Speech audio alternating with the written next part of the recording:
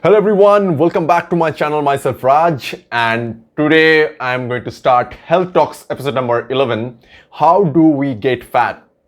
I'm really feeling excited and honored because today again I have Dr. Tanmay Das with me, with us. He has chosen a great topic. How do we get fat? Yes, because we believe that during this pandemic it's very much important to spread awareness about fat, about the obesity, about how actually people are becoming fat, because this is one of the most important and major factors for COVID-19, for the mortality, for the severity of COVID-19. That is why we should talk, we should spread information about obesity, about fat, how do we get it as much as possible. And I believe this entire conversation is going to be really a learning lesson for all the people, for all the viewers. And I believe that you're gonna watch this to the end, and seriously, you're gonna share this video, I believe, because Dr. Tanmay Das, we all know the way he portrays, the way he presents all the information. So without wasting much time, let's bring him online and let's start today's Health Talks episode number 11. How do we get fat? So here he is, Okay. Dr. Tanmay Das with us for the Health Talks episode number 11. How do we get fat? Because we believe that, and because he believed, this is the most important topic right now we should discuss, because during this pandemic, as we know that obesity is one of the major reasons for the COVID-19, the mortality of COVID-19, the severity of COVID-19. That's why we should discuss about it, and we should actually try to spread right awareness, right information among the people as much as possible. So Dr. Tanmay Das, thank you so much for choosing this particular topic, and thank you so much for joining this podcast today with me. So we can start now. Yeah. Good evening. Thank you. Thank you very much for having me once again. And I'm always, it's always a pleasure to talk to you and to share with you my thoughts regarding all these very, very important topic of obesity. Why I have chosen this topic is, as you mentioned correctly, that this is the number one independent factor which is associated with mortality, with serious outcomes during this pandemic. And the problem is a good understanding of the cause of obesity, that is why we get fat, is something which is not yet clear with us. So I'm sure, and you will agree with me, that to deal with any problem we must understand it first. So that is what we are going to try to achieve in this particular discussion today. So like last time, I would be using a couple of slides to explain. We are trying to understand why do we get fat. Right. So before beginning any discussion, I always give my disclosures that this I told you last time also. Why me? Because of my personal interest and personal experience about nutrition. I have been studying and practicing for nearly a decade, that I have shared last time. And I have certain affiliations at the international level, from where I consult once in a while, but I do not get any payment from there.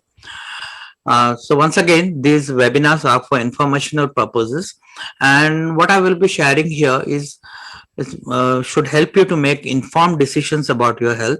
It is not intended to serve as a substitute for professional medical advice. You must consult and work with your doctor. Is very much evidence based. It is there in the publications, and you have to convince your doctor to work with that. And in medical science, by the time it comes to the textbook, it takes a very long time. Meanwhile, we cannot wait and suffer, especially when a pandemic is going on. Hence, these webinars, these talks that Raj and me are doing are meant to spread the knowledge so that it helps you make your health at your optimum, and especially during the pandemic. Right. Okay, so this has been my personal journey over the last decade, and these have been my realization that actually our human species, we have not evolved to grow old and become sick progressively. progressively as we age. Our bodies are fantastic healing machines that you must realize, and we have the potential to stay healthy as long as we are alive. Ideally, our lifespan and our health span should be the same. So, how do we achieve that? So, this is a recapitulation of last time's episode. In case you have missed it, I would say that you go back and watch the video. But basically, Click on the I button to what get I it told you on that, yeah. So basically, you can go back and watch that video again. That will help you to understand what is insulin resistance that I was talking about. But for this time, I would ask you, I've brought for you certain data from the government site, which is the Center for Science and Environment, uh, that how far we have gone down. I mean, how badly the lifestyle diseases has affected our lives in our country. And one of the main things they focus on is the obesity, not only in adults, but in children, which is becoming more and more alarming. Nowadays, we are wondering why the pandemic is affecting the very young people and the children also. So this is the reason. Once we understand why children are becoming fat, why young adults are becoming fat, that will clear the understanding. So basically, this data or this publication tells us that we are actually, our country is undergoing an epidemiological transformation, and India is a double burden of diseases. We have the diseases of the poor countries like tuberculosis and cholera, but we also have the diseases of the rich like the non-communicable diseases. And these lifestyle diseases, as they are called, they affect both the rich and the poor and the middle class. I mean, these are no longer diseases of the affluent people. They affect everybody, and the numbers are mind-boggling. And this document admits, the book admits that we have a looming health crisis in our hands. And this is, mind you, 2017, pre-pandemic time. And so we have seen what the pandemic has done. It has completely unmasked the the health system, which was never geared to face this kind of an emergency. I told you last time that obesity is the number one killer all over the world. That is what the data says, and it's also in our country too. So it is very, very important to understand why do we get fat.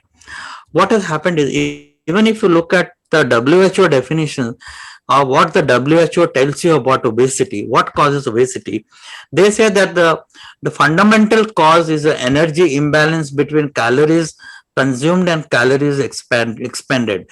So that is what the calorie in calorie theory or calorie out theory, they are telling you, that it is an imbalance between the intake of energy dense foods that are high in fat and sugars, and increased in physical inactivity. So that is the explanation they give you, but that really doesn't explain how or why obesity has become a global phenomenon. So this is the most commonly believed hypothesis, including the WHO, that we eat more and we exercise less, right? Hence, the advice is given, so you should eat less and exercise more, and the advice has been given for last 50 years. But despite of this advice, despite of the people sincerely trying to eat less and exercise more, the rates of obesity have kept on going up. And along with obesity, all the obesity related diseases have kept on going up. Unfortunately, it hasn't really worked. So if you have look around us, obesity exists in a huge percentage of people who exercise regularly. And it is a worldwide phenomenon, that it is not necessarily that obesity is with the affluent people or the moneyed people. Worldwide, in fact, this processed food and the one of the causes of obesity is becoming cheaper and cheaper nowadays, that you must have realized in our country also. So obesity and poverty actually go together in many societies all over the world. This idea that we get fat because we are sedentary and we get lean to and prevent ourselves from fattening by upping our energy expenditure is more than a century old. But somehow it's not working. Mind you, exercise has a lot of benefits, no doubt about it. It increases your fitness and endurance. It gives a huge energy level boost. It improves your mental mood and health. Bone and muscle health is something which is very, very important. I'm sure you will agree, Raj. You are an expert in exercise. But these are very, very important things, no doubt. But weight loss, weight loss is not in this list, unfortunately. So what happens is you keep on exercising and keep on trying to exercise, and but what you lose in 6 months is not weight but just time. So in 6 months you lose just 6 months. So unless you understand the cause of obesity, unless you get your nutrition right, mindless exercising is not going to help. We discussed this last time also. So let's try and understand what we'll start right from the beginning. So, according to the first law of thermodynamics, energy can neither be created nor destroyed in a closed system. That is what it states. So, if you apply it to the body, so calories in should be equal to calories out, or calories out should be equal to calories in. And that is when you will not gain any weight. But if calories in are more than calories out, that means if you are not burning out enough energy according to this theory, you are going to gain weight and store it as fat. Now, the only problem is with this understanding is this particular theory, or rather hypothesis, does not assume the fact that body is much more complex than that. So there is something called hormones in the body which get involved in the process of fat storage. So this hormones is the most important hormone, as I told you last time, is insulin. And if this insulin stores the excess of food, converts the excess of the calories into fat storage. Now, if the insulin is high, that is fat storage. If the insulin is low, the fat storage comes down. So basically, this particular hypothesis was assuming the body to be a one compartmental model, but actually the body is a two compartmental model. So let me use this picture to explain what happens. So you this refrigerator is like your liver, which are your daily food energy in place. So you get your calorie, you eat, you get your calories in, and you whatever exercise you do or whatever internal metabolism you is going on uses up those calories, and the excess of it is stored, and this storage is done by this particular traffic policeman, which is the insulin. Now, this insulin is a storage hormone. Basically, if insulin is high, it is going to store your calories as fat. If insulin is low, your body will be able to tap into the body fat, otherwise not. So basically that is the understanding.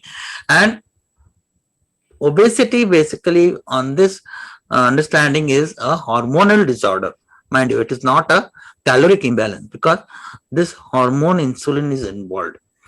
So the body is either in a fed state. When you eat food, you increase insulin is secreted, and it is stored in the sugar in the liver, and excess of it is produces fat in the liver. And when you stop eating, this is known as the fasted state. So insulin comes down, and the stored energy in the liver is burnt. So these are the two states of the body. Either you are in a fed state or you are in a fasted state.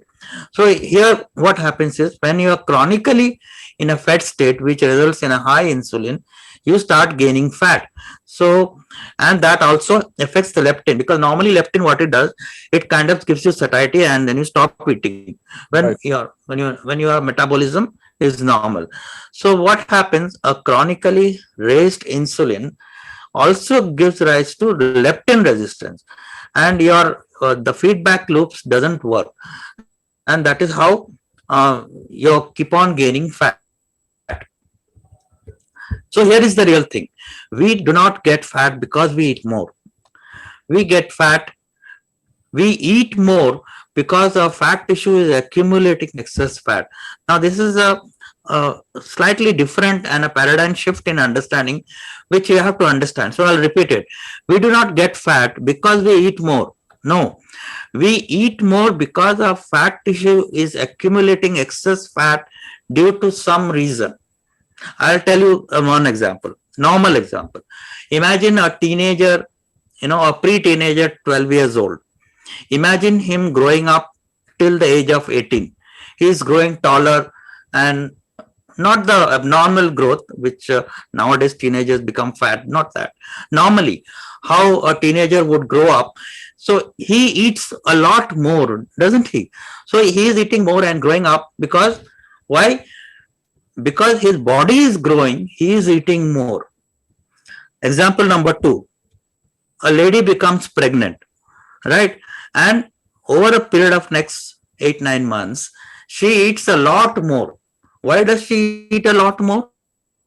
Because there is a baby growing and the food required for her metabolism requirement is more. So there is a physiological change which is occurring, which is making her eat in these 2 examples. So similarly, in an abnormal example, there is something going wrong with the fat cells in our body. And that something is the chronic inflammation which is occurring due to high insulin levels. And that is making you eat more. So it is a different way of looking at things. So you do not get fat because just because you eat more. But that change which is occurring due to hyperinsulinemia, that is what is making you eat more. So that pulls the. So this is the reason, insulin resistance, which I told you last time, which is which is the elephant in the room, and which is the cause of all modern day lifestyle diseases. And we are talking of body fat today. And this is the picture also I showed you last time, how the macronutrients affect your blood levels of sugar, which goes up, spikes up, protein, fat, and how insulin also shoots up. So I'm going to I brought this back so that I can tell you the rest of my talk on based on this particular picture only. So let's see. These are the 3 macronutrients: carbohydrate, protein, fat. As you know, carbohydrate are non-essential nutrient, which I told you last time.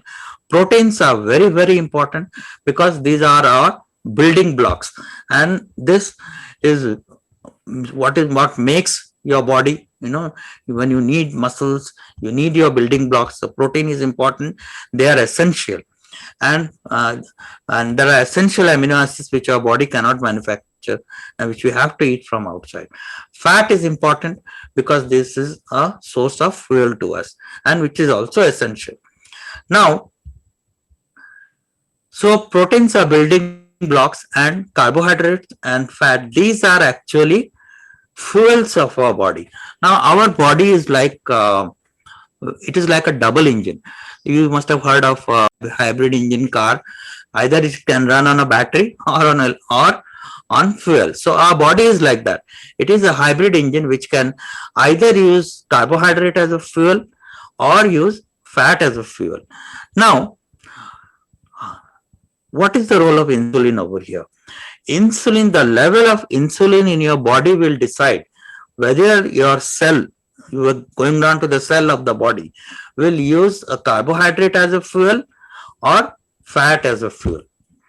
So that is the role of the very, very important role of insulin. Normally what happens, you kind of there is a balance between the two.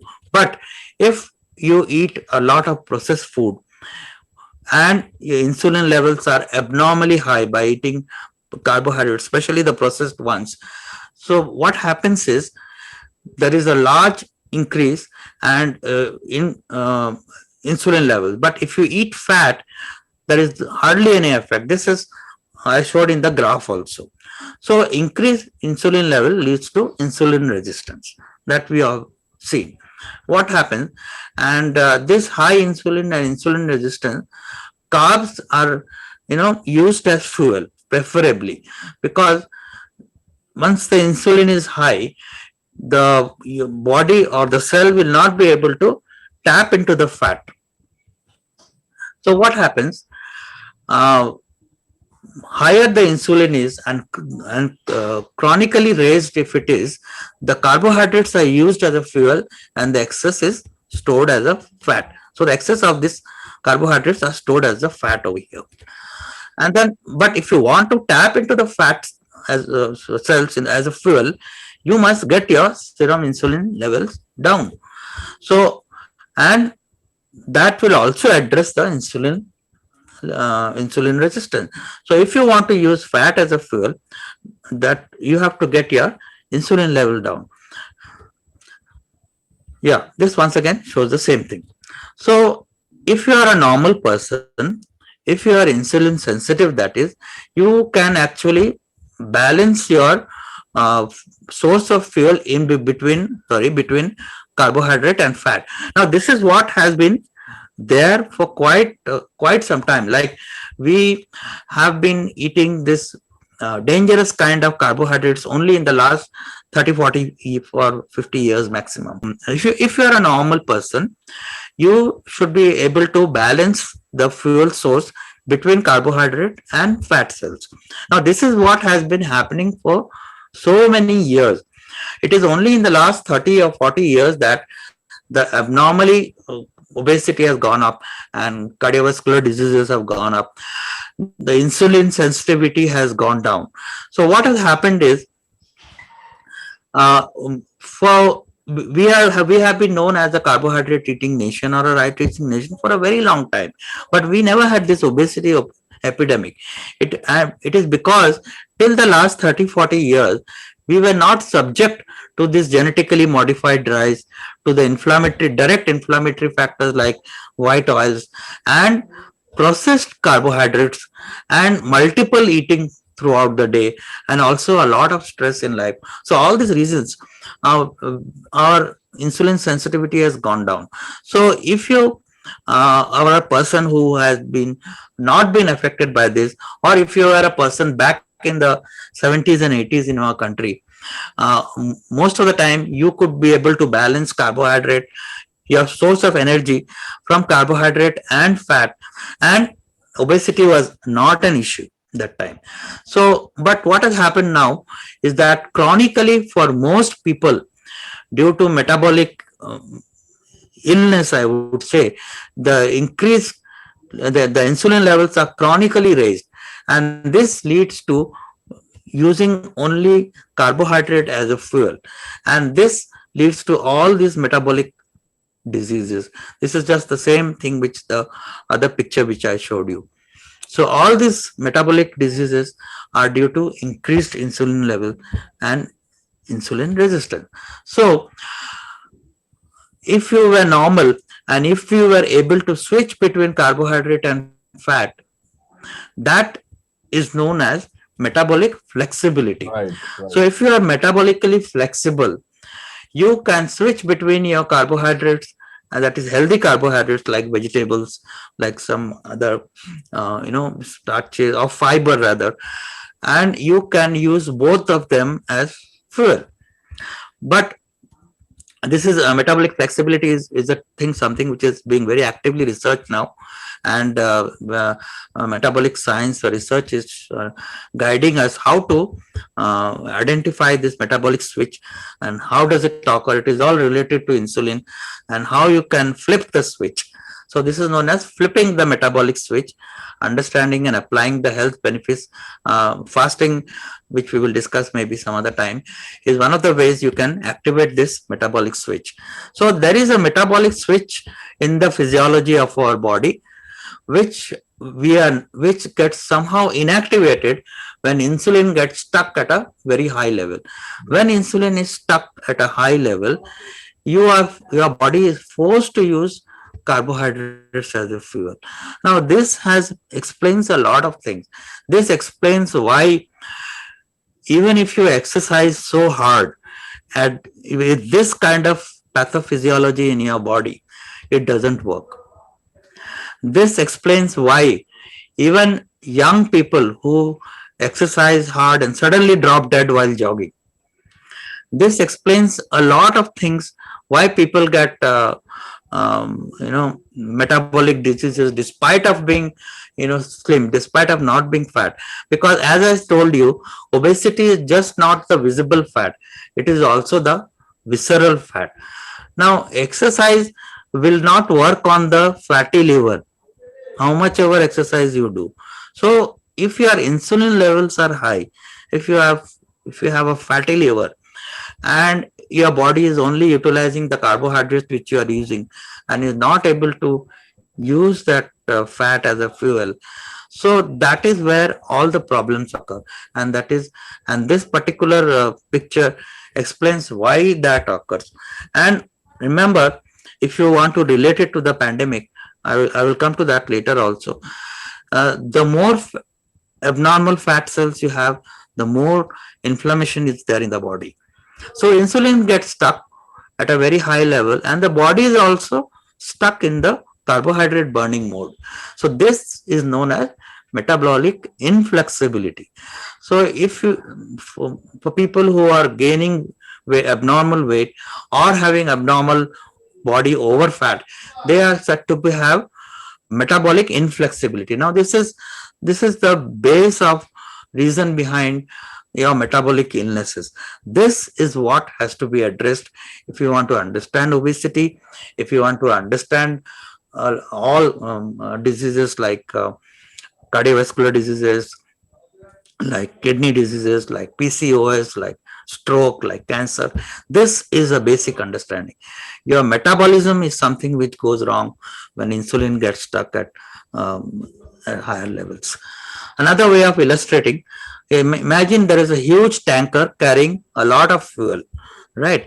So what is but the tanker is using only a small tank over here as a source of fuel, and this is just meant for carrying.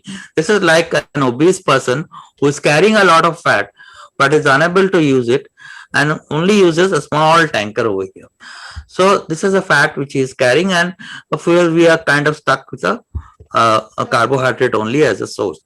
If you lower the insulin, and that is what allows you, imagine a connection is made between the huge fuel tank and the small tank which is there.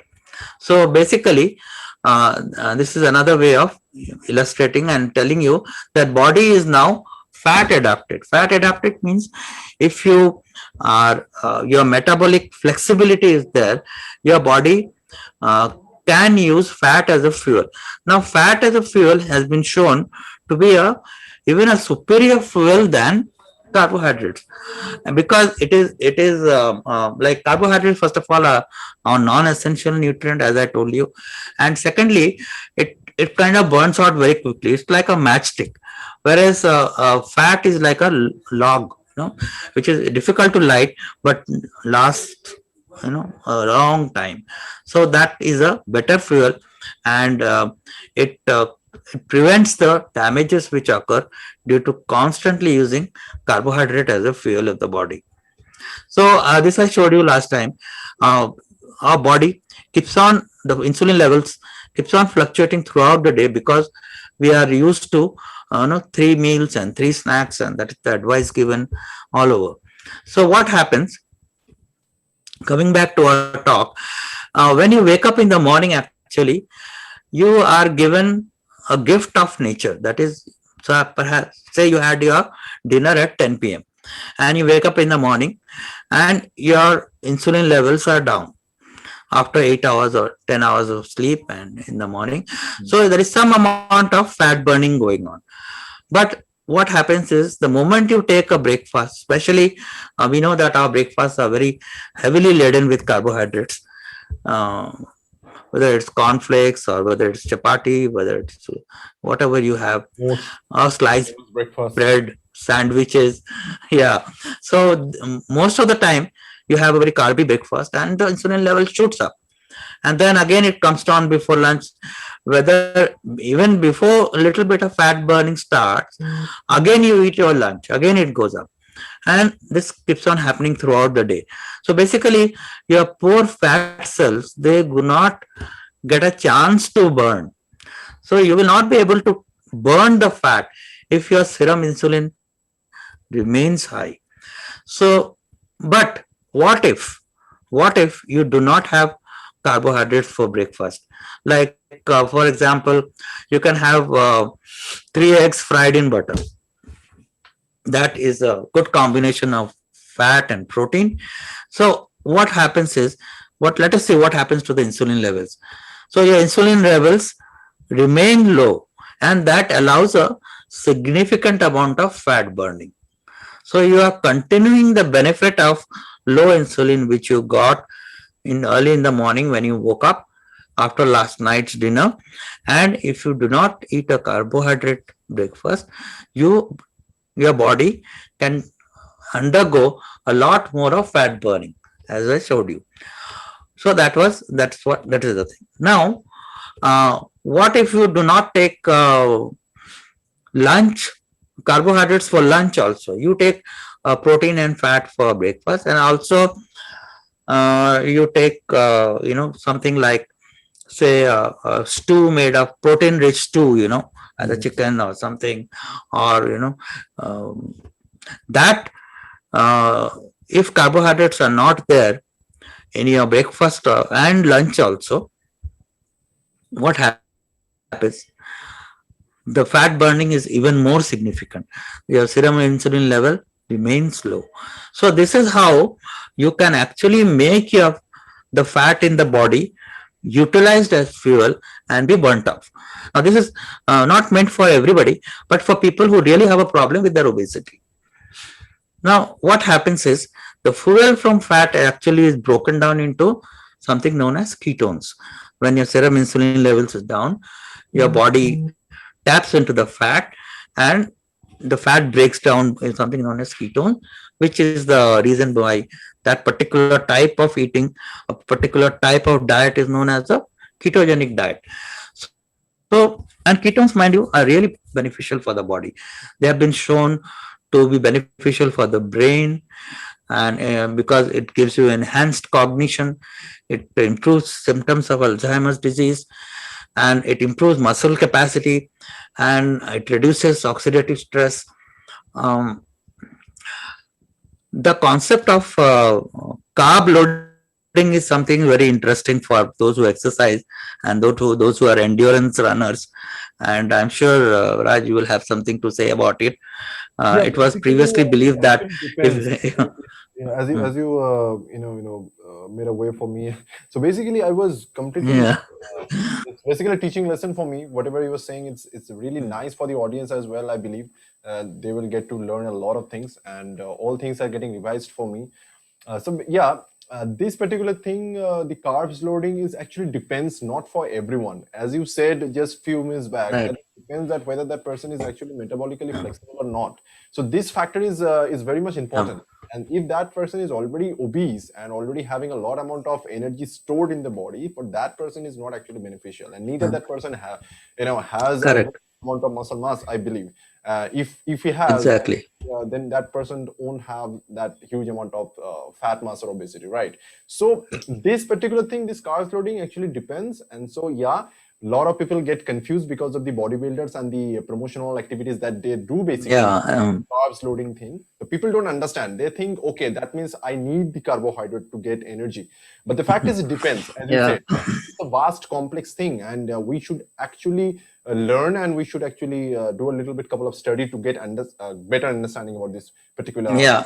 Carb loading is a subject of huge research nowadays. There are some very interesting studies, which even for endurance runners, which they have done on fasting conditions, and they have shown that the endurance is more in a fasted state without carb loading. So that is a subject of research. I will not say that a few papers prove the theory, but yes, it is a subject for future discussion. We can go ahead later on. But coming back to our discussion, even the heart prefers ketones as a fuel. Studies have shown that when the patient has a heart failure, if you can avoid glucose laden fluids, and if the body can be somehow in nutritional ketosis, the heart responds better. And most important thing, I believe, is that the ketones reduced inflammation in the body.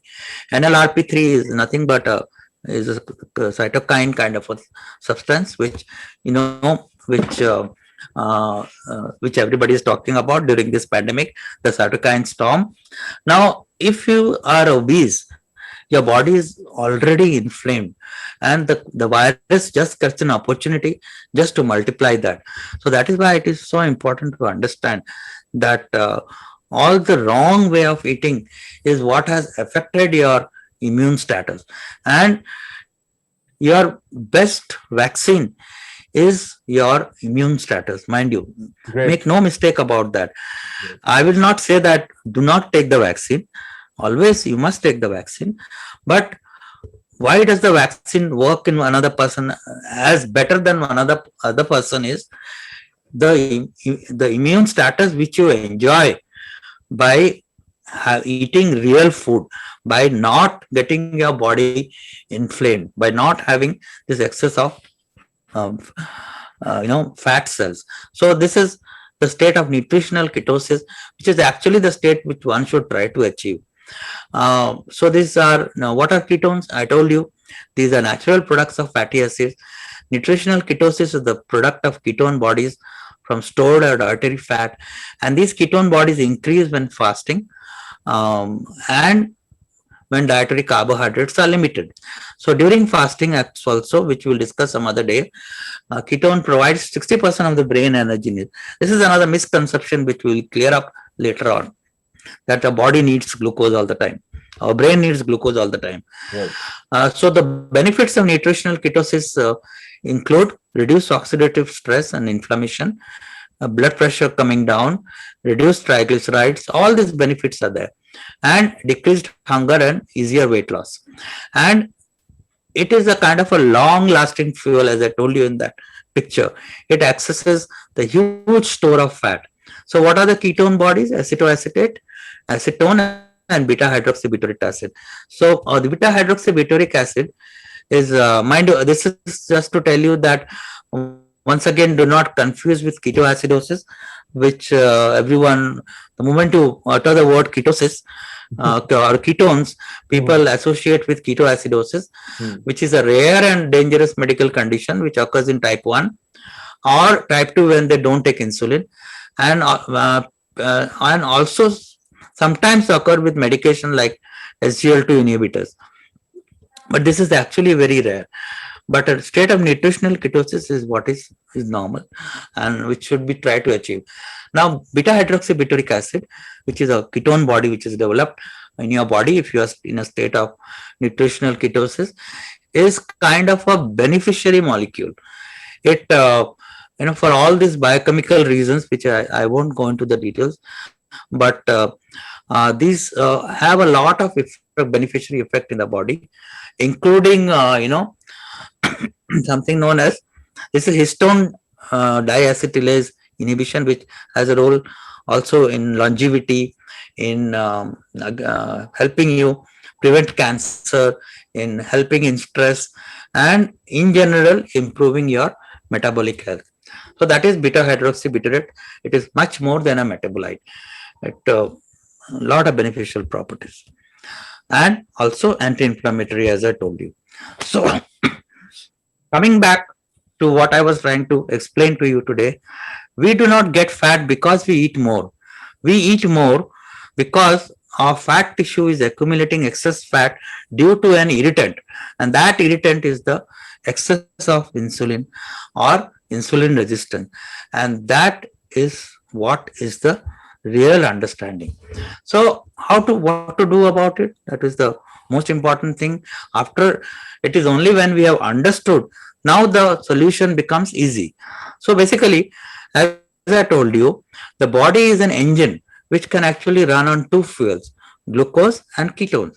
So, and the body can switch between these two fuels, which by something known as a metabolic switch.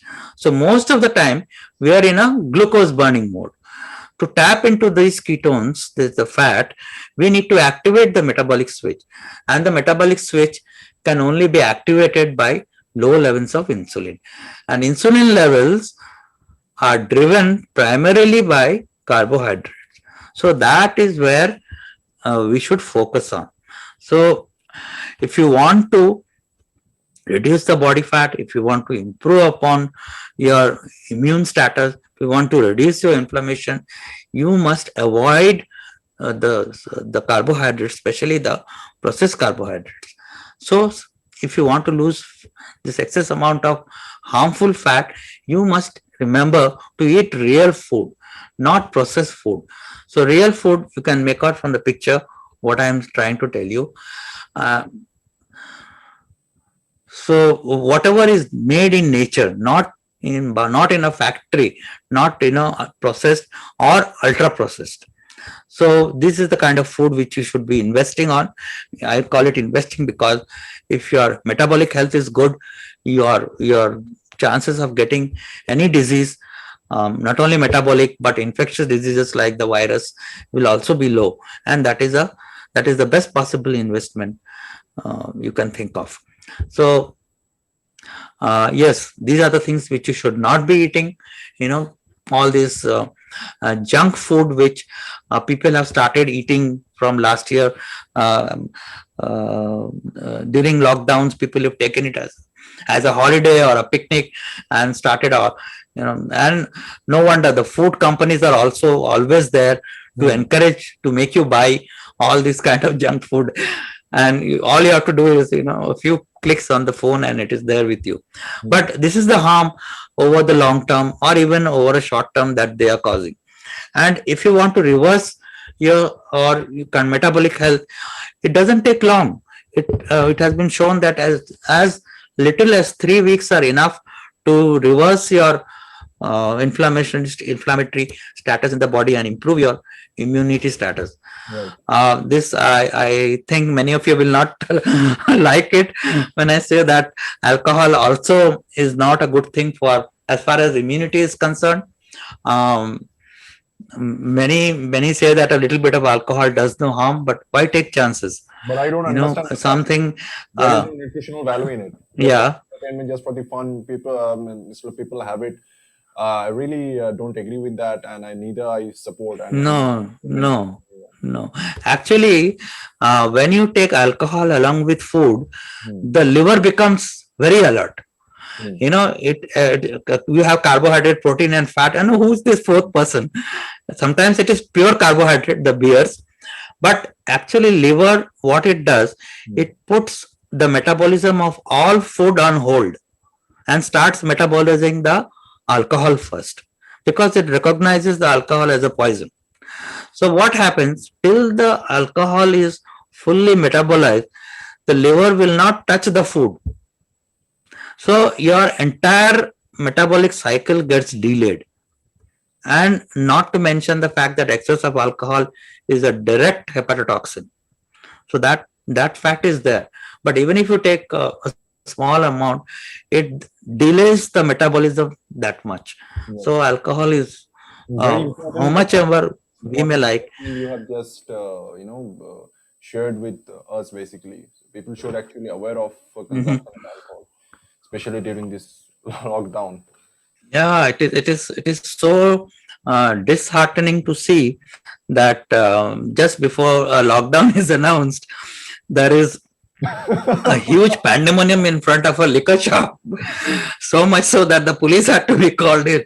Yes. And I don't know. I mean, that is very, very. I think they were very sad because sanitizer, homemade sanitizer. That's why they were into the queue of. Yeah. So and then people wonder why suddenly if they're hit by the virus, why they become so sick.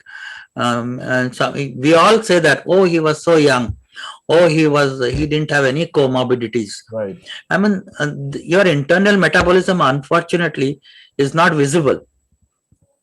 So I always say, put on your metabolic glasses, then you will understand. why it is affecting people who seemingly do not have any comorbidities. So there are many factors. It's a simplistic way, but why take chances? Why knowing something which is going to affect our immunity, why consume it? So this is something which many of us have observed, that patients themselves do not prefer to go through a difficult pathway of stop eating all this delicious junk food, processed food and alcohol, but they line up for medicines and surgery. So this is the problem. So this attitude needs to be changed. So basically there are no shortcuts.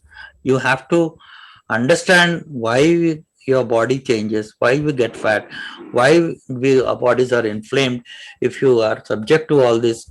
See, as it is, we live in a very inflammatory or obesogenic environment, I would say. So there are plenty of obesogens, including the white oils, the the kind of food we get. Even if you eat healthy, there are chances that inflammation is occurring.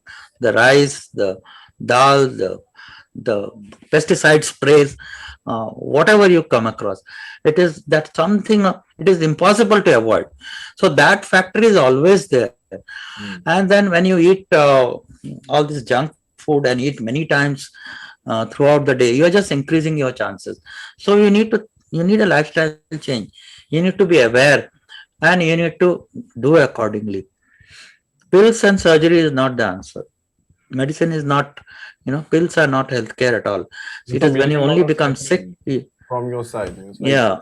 doctor, say all these kind of statements. It's actually, it becomes $1 million thing. Last time also, you Yeah. said a lot of things. Yeah, I always say that medicine is not healthcare. Yeah. Medicine is sick care.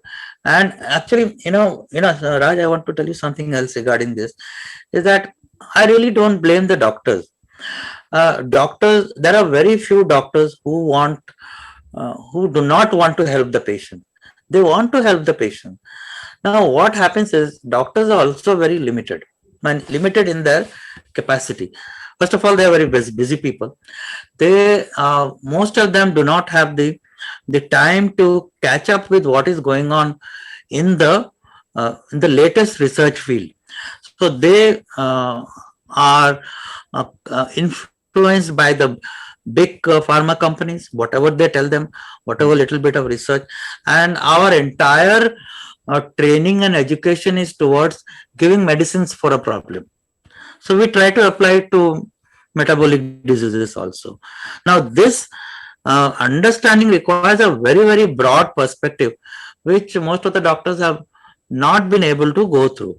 Now another thing is that even if a few doctors know, to practice it and to advise it has some dangers. Now we go by guidelines and we go by SOPs rather, or we call it standard of care. Now if I prescribe something which is not the standard of care, if tomorrow you go and complain against me that this doctor is not doing standard of care, or if I say something and then you blame me later on for something goes wrong. So that is what also the doctors are scared. So especially in Western countries, even in our countries, where legal issues have become, medical legal issues are becoming more and more important. So this is what prevents the doctor, even if they want to help. And that is why, you and I, we give so much of disclaimers before starting such a talk, that please do not take this as medical advice. Please work with your doctor. What we are sharing is the latest information, the latest research. Yes, one day it will come to the textbook, but till that day, many will suffer unnecessarily. So that is the thing. Doctors want to help, most of them, but maybe we are not able to, despite of the knowledge. But I'm sure whatever we are doing will spread the knowledge, will help to spread the knowledge, so that people get benefited today and not wait for tomorrow. Right. So what should be the nutrition strategy for weight loss? So these are the images. In fact, most of the images which I have used today are courtesy from Professor Benjamin Bickman, Wow. who is one of the best insulin scientists you can come across. True, true. Those who are interested can look him up in Google or YouTube. So Oh. basically, the strategy should be to control the carbohydrates. Try to use no processed carbohydrates. Your carbohydrates should be your green leafy vegetables, whatever grows above the earth, above the surface of the soil, that is. You should prioritize your protein, because protein is very, very important. Maybe we will have a full discussion on the importance of protein someday, becoming more and more important. These are your body building blocks, and your body fuel should be from the fat which is already there, or a healthy fat which you should take. We have all moved away from healthy fat. The processed white oils are not healthy fats at all. They are the most dangerous things you can consume. So your strategy should be controlling the carbohydrates, prioritizing how much protein you can eat. Yes, Raj, you asked me a question about protein for elderly people. Now, Yeah. the more elderly you get, the more you age, protein becomes that much more important. But unfortunately, what happens is, especially in our country, which is where we already have such a high percentage of carbohydrate in our diet. Now, as we grow old, somehow people, for whatever reasons, they eat even lesser protein. Now, that is very sad. There is also a false belief that excess of protein will harm the kidney. That is not a fact. Now, protein harming the kidney. Elaborate this particular thing? I would like to request you. Actually doesn't damage the kidneys, because it's important. Actually, the protein, the kidney is there to get rid of the excess of protein, whatever you can eat. A normal healthy kidney can handle almost any amount of protein that you throw at it and you put it in your body. Now, if there is kidney damage, that too, even then you can eat protein. It is only when you are in an end stage renal disease, ESRD as we call, which may, almost on the verge of where you need dialysis. It is only then protein should be restricted. It is only then protein restricted diet becomes an issue. Otherwise, even if you a little bit of your kidney has not progressed to that stage of disease, protein is not an issue. In fact, the body needs protein. The protein keeps your muscle mass intact as you age. That is very, very important. And mind you, in our country and in all countries, if you do not have that the requisite amount of muscle mass in your body, it is going to lead to deranged bone health, because muscle health and bone health is intimately connected. So you must have seen that very frequently the elderly people, they fall down and they have pathological fractures. Right. So, and they have absolutely, they have lost their muscle and they are afraid of eating protein. Protein, actually, if your kidneys are normal, you can go up to 2 grams per kg per day, and up to 30 to 40% of your meal can be protein. But the problem is, as it is, even the non-vegetarians in our country eat very little protein. If 0.8 grams per kg is the recommended dietary allowance, that is the RDA for preventing protein deficiency. That is not the RDA for maintaining health. Right. RDA or the recommended dietary allowance or recommendation for maintaining health should be from 1.2 to 2 grams per kg. So that should be the amount of protein everyone should be trying to eat. So that amount of protein is not only healthy, it is necessary to keep your health span intact. There is no point becoming elderly and becoming, gradually bedridden, and limited in your activity. As long as Nobody is immortal. Nobody is advocating that. But as long as you are alive, you Right. should be able to be active. You should be active, and you should be able to do your own, minimum basic functions, and you should not be dependent on anyone.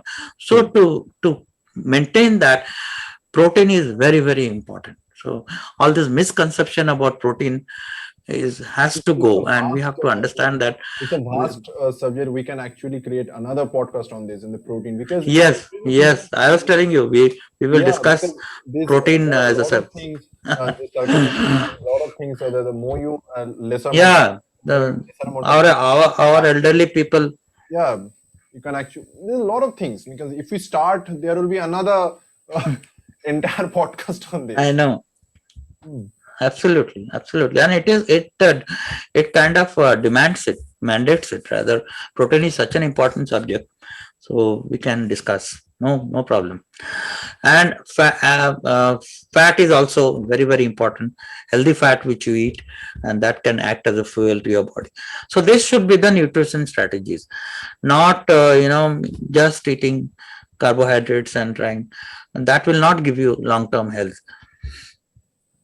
So if you control your carbs, what will happen is your insulin levels and insulin resistance will be addressed.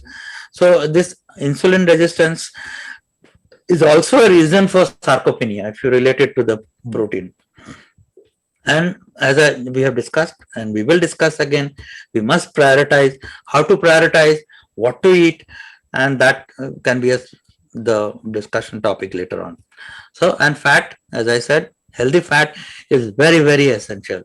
Healthy fat means the fat which is there in nature, like the fat which comes with the nature built things like eggs and animal fat and vegetable fat like coconut oil, like avocado, which is not very, very available in our country, but yes, coconut is, milk fats like butter is, and so these are the healthy fats one should eat.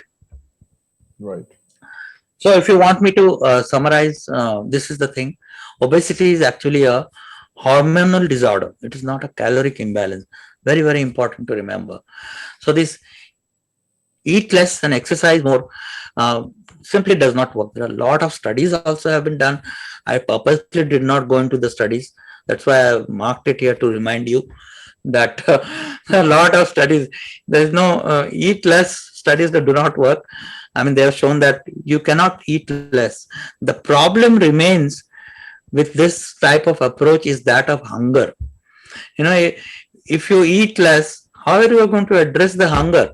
Exactly. Means And what, can same with exercise more. can you elaborate this statement? Means people say calorie in, calorie out, this SICO method basically. There are a lot of people basically Yeah. in particular subject. I really don't understand it because for me, if we see for a person who is actually consuming 1,000 calories, just hypothetically, let's assume, okay, for that person, is it possible to burn 1,000 calories in a day?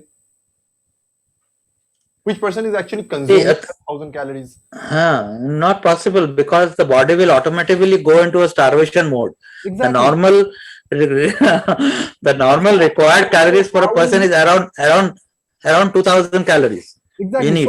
So how will you mean, like hypothetically? I'm saying means like people talk about like you consume lesser calories, you burn more calories. Means like the fact is, if that person is actually consuming like means hypothetically 1,000 calories or 1,500 calories, and if I ask that person to burn more calories, how will that person is actually going to burn like more than that person actually consuming?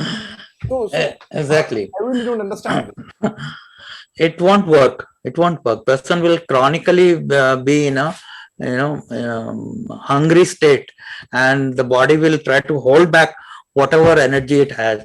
So it will not work. So what will happen is it will be a kind of a temporary measure, and later on the person will eat much more and go back to a level of fat which was more than when he started.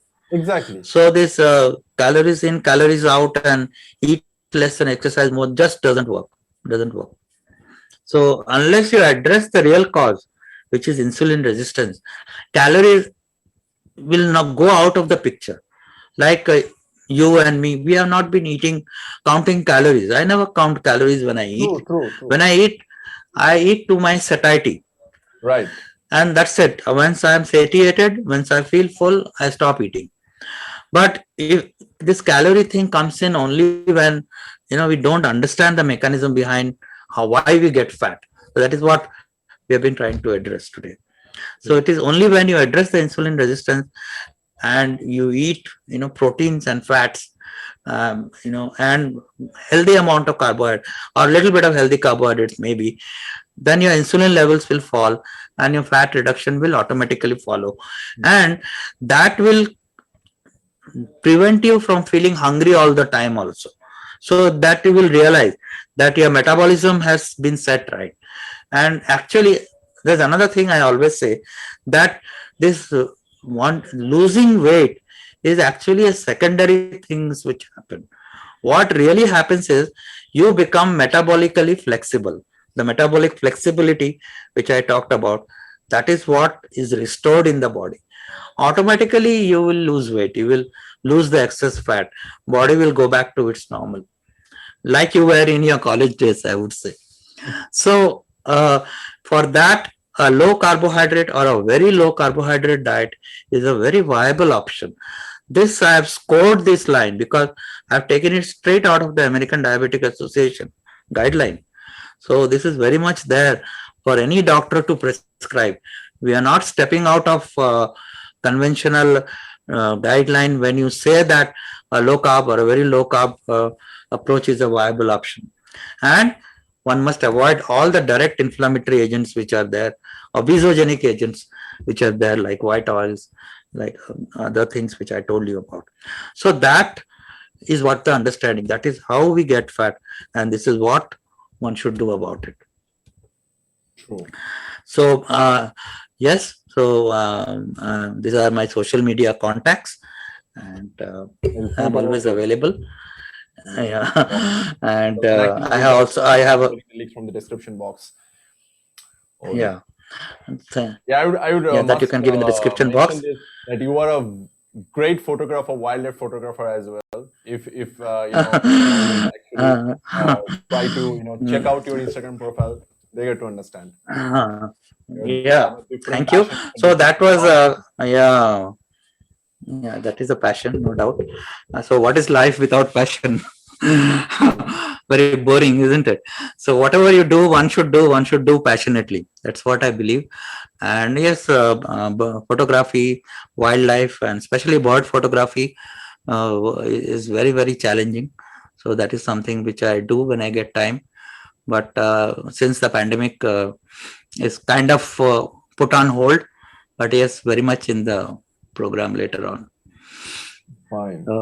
If anybody is interested, they can go through my Facebook profile or Instagram profile. Yes, definitely. And any questions you have regarding because all the time is like the way you actually explain and the way you actually present all these slides, it becomes really easy for me, and I believe for all the viewers as well. And because that time there will be no questions left. I mean, it's like for me right now, I do not have any questions left because you have answered everything, just like the last podcast as well. Because you arranged, you organized in a very well manner.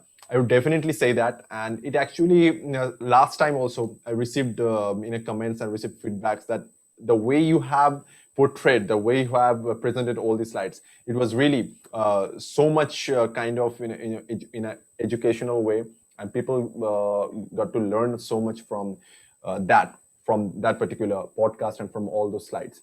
So, and thank you so much again for presenting in that same way, because it's actually a lovely thank you to portray your all the but still I would request your viewers, all the viewers who see the video in YouTube later on, immediately the questions may not come to our mind, but if you have questions, you can put them in the comment section, and then definitely we will get back. Yes, definitely. Definitely. Thank you so much again for joining this podcast, Health Talks 11. How do we get fat? It was really a nice learning lesson for all of us, I believe. Thank you so much, Dr. Tanmay Das. Thank you. It was a pleasure from me also. So hope to see you again. Thank you. Definitely. Bye-bye. Bye. Well, thank you so much for watching this entire video, and thank you so much, Dr. Tanmay Das, for joining this podcast, this Health Talks episode number 11, How Do We Get Fat? Thank you so much for choosing this topic, and I believe that this entire conversation will be really grateful for all the people, because people need right information about fat, about obesity, about the health, because we actually need doctors like you, and we need information like this. So I believe that you're gonna share this video as much as possible with all the people, with all the circles that you have, with all the friends and family, because it's our responsibility, it's our duty to share right information among the people, to help people during this pandemic. So don't waste your time and share this video as much as possible. If you haven't subscribed my channel, subscribe this channel and check out all the podcasts of mine. And also do not forget to follow Dr. Tanmay Das. All the social media handles are in the description box below. Just check them all and just start following him, and definitely follow me, and definitely share this video. Thank you so much for watching this video. We'll come again with another podcast soon. Till then, take care of yourself, love yourself, stay fit, and be fit with Raj. Bye.